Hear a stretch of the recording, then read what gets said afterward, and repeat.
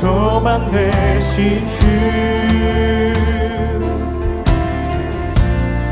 주를 바라봅니다. 다시 오실 나의 왕 예수, 주를 기다립니다. 밤이나 낮이나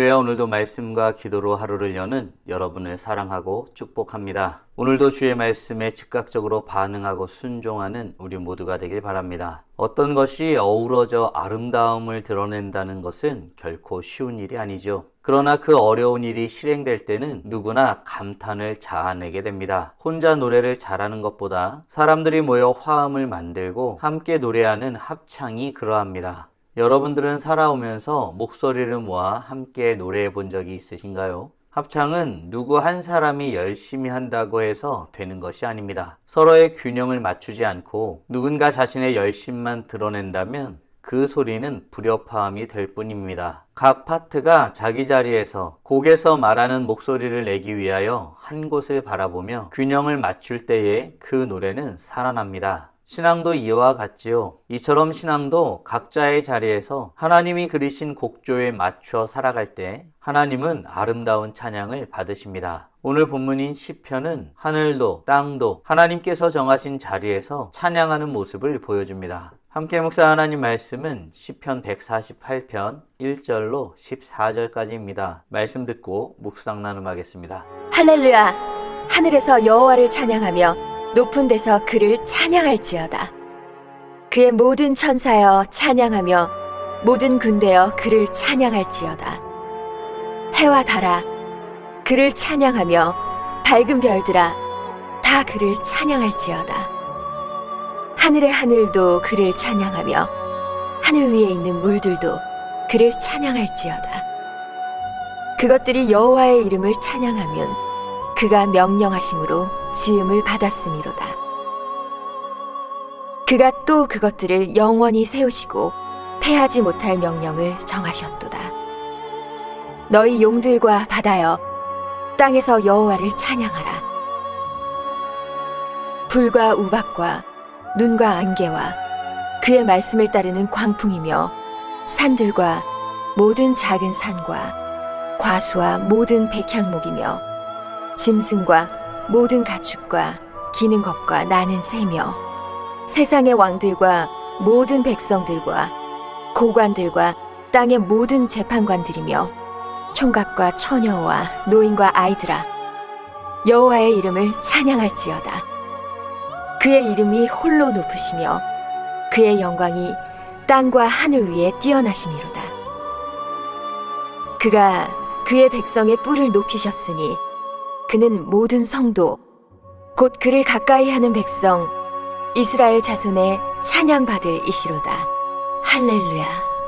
오늘 본문은 하나님을 찬양해야 할 이유를 알고 하나님을 찬양하는 이들이 어떻게 되는지를 다루고 있습니다. 그와 같은 내용을 노래한 시이지요. 이 시는 찬양의 대상이 여호와 하나님이신 것을 선언합니다. 이어 찬양에 참여할 존재를 하늘에서 땅으로 넓혀갑니다. 모든 것이 각자 있는 자리에서 하나님을 찬양해야 함을 노래하고 있는 것입니다. 이 시는 하나님이 모든 것을 지으셨고 붙드시고 목적까지 정하셨다는 사실을 노래합니다. 그래서 찬양은 인간이 하나님께 드리는 선물이 아니라 지음받은 존재가 창조주께 마땅히 드리는 응답이라고 말하는 듯 합니다. 찬양은 감정의 파도 같은 것이 아니죠. 창조의 질서입니다. 시편 기자는 어디에서부터 하나님을 찬양하는 일이 시작된다고 말하고 있나요? 이어 어떤 이들이 하나님을 찬양해야 한다고 말하고 있을까요? 1절과 2절입니다. 할렐루야! 하늘에서 여호와를 찬양하며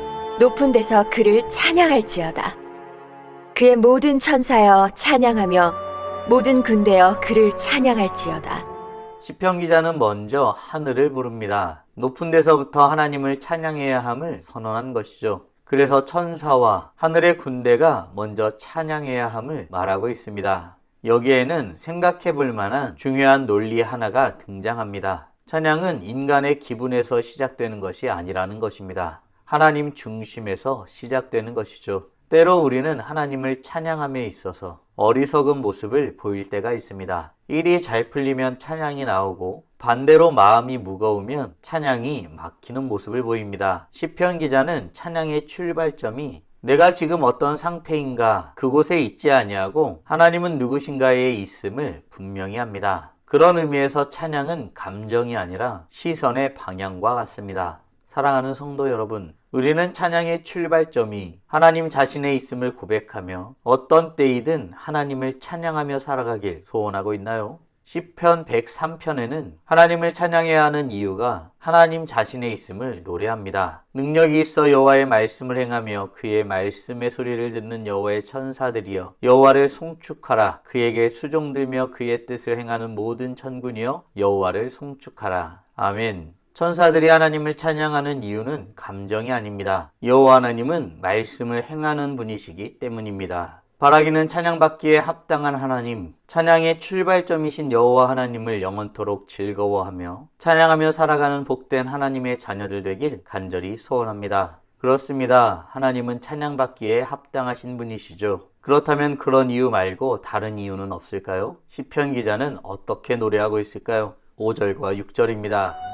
그것들이 여호와의 이름을 찬양하면 그가 명령하심으로 지음을 받았음이로다. 그가 또 그것들을 영원히 세우시고 패하지 못할 명령을 정하셨도다.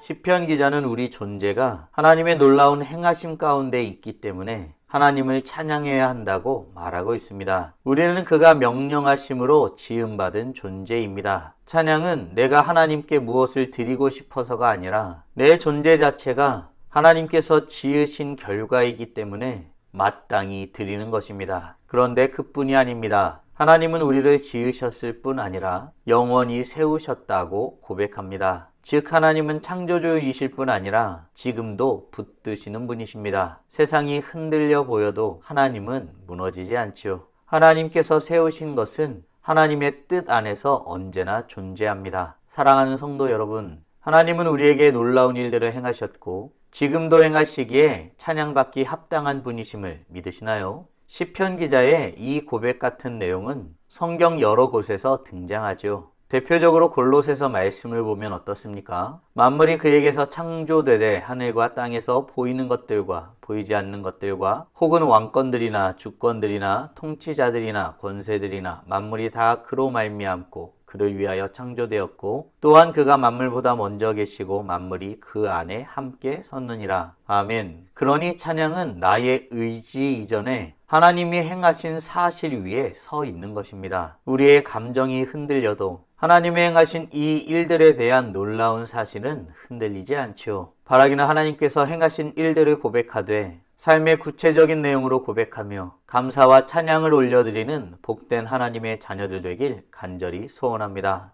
그렇다면 우리가 하나님을 찬양한다는 것의 의미는 무엇이 있을까요? 우리는 하나님께 어떤 모습으로 서게 될까요? 13절, 14절입니다. 여호와의 이름을 찬양할지어다. 그의 이름이 홀로 높으시며 그의 영광이 땅과 하늘 위에 뛰어나심이로다. 그가 그의 백성의 뿔을 높이셨으니 그는 모든 성도 곧 그를 가까이 하는 백성 이스라엘 자손의 찬양받을 이시로다. 할렐루야.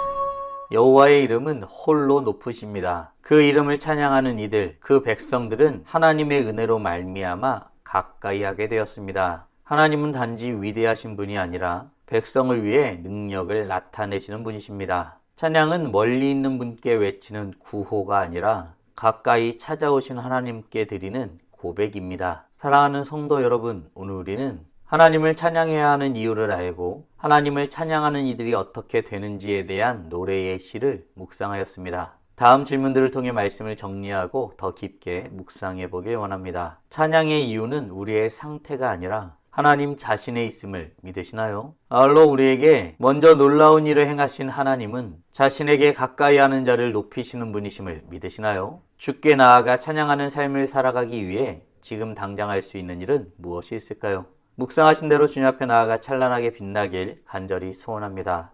다 함께 기도하겠습니다.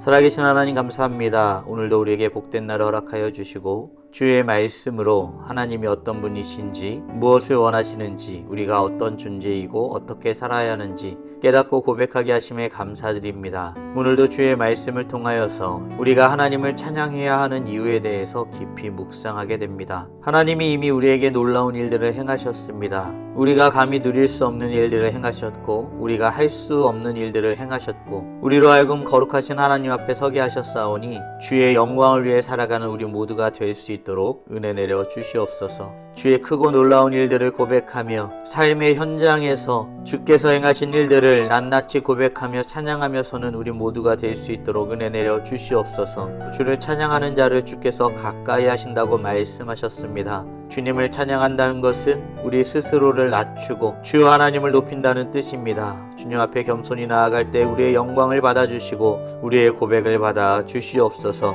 주께서 행하실 일들을 기대하오니 말씀하여 주시고 크고 놀라운 일들로 우리 가운데 역사하여 주시옵소서. 주와 친밀히 행하며 주의 영광을 위해 살아가는 우리 모두가 되길 간절히 소원합니다. 이로써 찬란하게 빛나는 우리 모두가 되게 하여 주시고 오늘도 주님과 함께 살고 이웃과 함께 살아 우리의 삶을 통하여 영광 돌리게 하여 주시옵소서. 이 모든 말씀 우리 주 예수 그리스도의 이름으로 기도드리옵나이다. 아멘.